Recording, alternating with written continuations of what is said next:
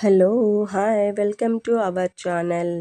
ఈరోజైతే ఒక మంచి రెసిపీతో మేము ఎందుకు వచ్చేసానండి. అవి ఏమిటంటే టమాటా పచ్చి పులుసు అండి. ఈ పచ్చి పులుసు ఏమంటే చలువ చేయని పచ్చి పులుసు అంటామండి మేము. మరియు రోటి పచ్చి పులుసు అని కూడా అంటాము. ఎలా ఉంటుందో చూసేద్దురు కానీ ముందుగా అయితే నేను చింతపండు కడిగి నానబెట్టుకున్నానండి. తర్వాత ఈ చింతపండుని స్టవ్ పైన కొంచెంసేపు వేడి చేసుకోవాలి. ఈ టమాటాలని ఆ స్టవ్ మీద కాల్చుకోవాలండి. బాగా అటు ఇటు తిప్పుతూ బాగా కాల్చుకోవాలండి. కాల్చుకున్న తర్వాత పక్కన పెట్టుకొని చల్లారబెట్టుకోవాలి. ఈ చింతపండును స్టవ్ ఆఫ్ చేసేసి చల్లారబెట్టుకోవాలండి.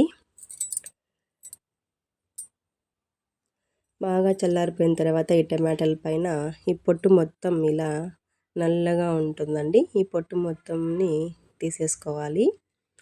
బాగా నీట్గా వచ్చేస్తుందండి. బాగా మెత్తగా వచ్చేస్తుంది. చాలా టేస్ట్గా ఉంటుంది కాల్చడం వల్ల టమాటాని. ఈ టమాటా బదులు వంకాయ కూడా వేస్తామండి అప్పుడప్పుడు కాల్చి. అది కూడా టేస్ట్ చాలా బాగుంటుంది. మనం ఈ పచ్చి పులుసుకి పచ్చిమిరపకాయలు, కొత్తిమీర, 2 వెల్లుల్లి రెబ్బలు, ఉప్పు, జీలకర్ర తీసుకుంటున్నామండి. ముందుగా ఈ పచ్చిమిరపకాయలని ఉప్పు, జీలకర్ర వేసి చిన్న రోటిలో బాగా దంచుకోవాలండి. ఇలా కచ్చా పచ్చాగా దంచుకోవాలండి. మనకి నున్నగా అంటే చాలా మెత్తగా రుబ్బాల్సిన అవసరం అయితే ఏం లేదు. బాగా కచ్చా పచ్చాగా ఉంటే చాలు. మనం పచ్చి పులుసుకి చేత్తో మెదిపే పని లేకుండా నేనైతే ఈ పని చేస్తానండి. ఎందుకంటే చెయ్యి మంట అవుతుందనేసి. కానీ చేత్తో మెదిపితేనే చాలా టేస్ట్గా ఉంటుందండి. చాలామంది ఈ చలువ చేస్తుంది అలాగే తింటే పచ్చి పులుసు, నాకు అలర్జీ ఉంది అలాంటివన్నీ కంప్లైంట్స్ చెప్తూ ఉంటారు కదా. వాళ్ళకైతే ఇది చాలా బాగా యూజ్ అవుతుందండి. ఎందుకంటే మనం చింతపండును వేడి చేసి తీసుకుంటున్నాము, టమాటాలు అయితే కాల్చుకుంటున్నాం కాబట్టి మీకు ఎటువంటి చలువ చేయదండి. బాగా తినచ్చు. ఇవాళ అయితే మా ఆయన కొత్తవి రైస్ తీసుకొని వచ్చారండి. వాటి వయసు వచ్చి 1 మంత్ అండి. మేము రైతుల దగ్గర తీసుకున్నాము. అందువల్ల బాగా రైసు చేసామంటే కన్నా జిగురుగా మెత్తగా అలా ఉంటుందండి.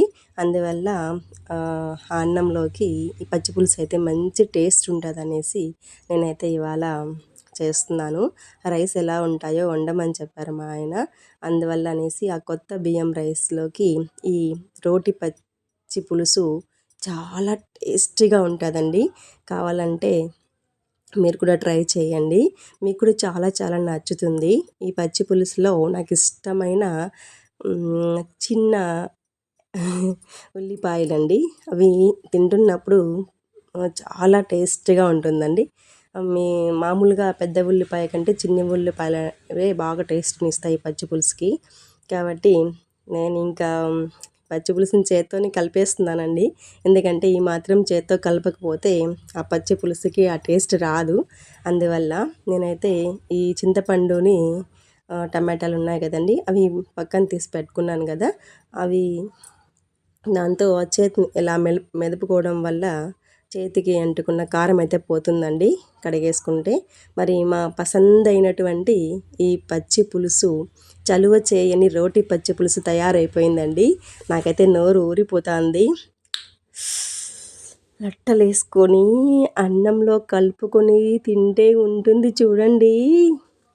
అబ్బా, చాలా సూపర్గా ఉంటుందండి. నేనైతే లాగిచ్చేస్తున్నాను. మరి పచ్చి పులుసు చాలా పోసేసుకొని కప్పు నిండాకుండేది అన్నంలో కలుపుకొని వేడి వేడి అన్నం అండి తింటుంటే ఉంటుంది.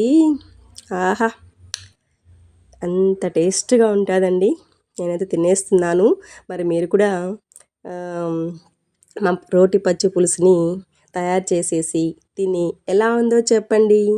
బాయ్.